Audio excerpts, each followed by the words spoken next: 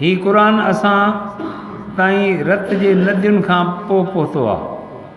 साहब इकराम जूं क़ुर्बानियूं 27 जंगियुनि में ख़ुदि नबी सल्लल्लाहु अलैहि वसल्लम शरीक थिया। अल्लाह पाक हर मैदान ते इस्लाम खे फ़तह ॾिनी।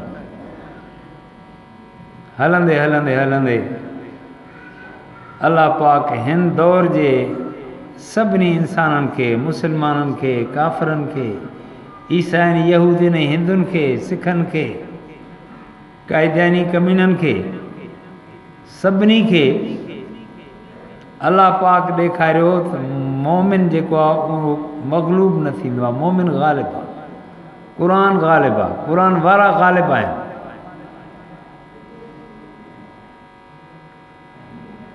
के चवनि था 70 मुल्क हुया, के चवनि था 47 मुल्क हुया।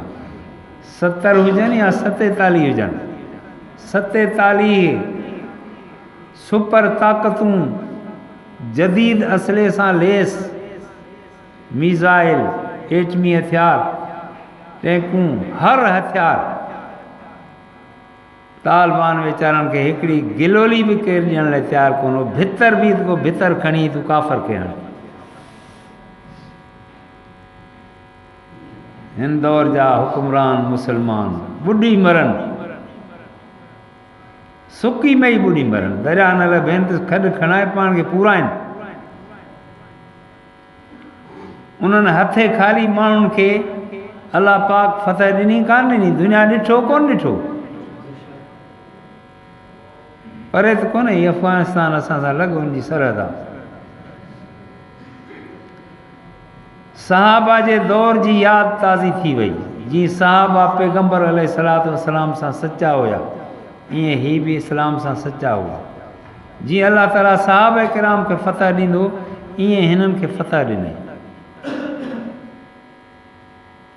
हिननि पंहिंजी फ़ौज अंडरग्राउंड ठाही। तालिबान तक़रीबन 60-70 हज़ार फ़ौज तयारु कयूं। बदरी यूंट 313 जा टोला टोला ठाहियूं। दुनिया जी का बि फ़ौज 5 किलोमीटर भॼी सघे थी, डुकी सघे थी हिकु साई में। तालिबान जी फ़ौज 10 किलोमीटर डुकंदी आहे हिकिड़े साई में। पर फ़ौज खे पासे ते रखियऊं। 47 मुल्कनि सां जेके माण्हू विढ़िया न, उहे केतिरा ख़बर अथव? अल्लाह जी ज़ात जो कसम आहे, क़ुरान मुंहिंजे हथ में आहे। 250 माण्हू, घणा? 250 माण्हुनि खे अल्लाह ताला फ़तह ॾिनी आहे 47 मुल्कनि ते। जॾहिं अमेरिका निकितो ऐं जंग शुरू थी, पोइ सभु ॿाहिरि निकिता, तालिबान मैदान ते आया। ईअं घुमाए वरितऊं, देर ई कान थी।